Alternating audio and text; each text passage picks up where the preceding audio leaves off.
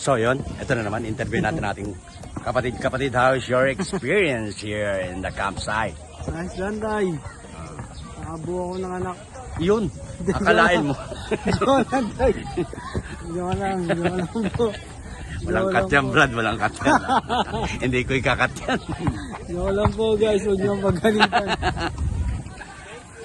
Maganda, So, sobrang enjoy. Sarap ang pagkain. Kasi nakita mo pa siya ng TV. Oh. Ito po, yung aming main character dito, si Darius. So yan po yung aming head. Yun o.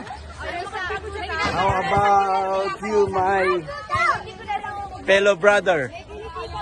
What did you say? I'm enjoying. Alam ko, I'm 24 years old. Here in the Philippines. Thank you so much. Hello.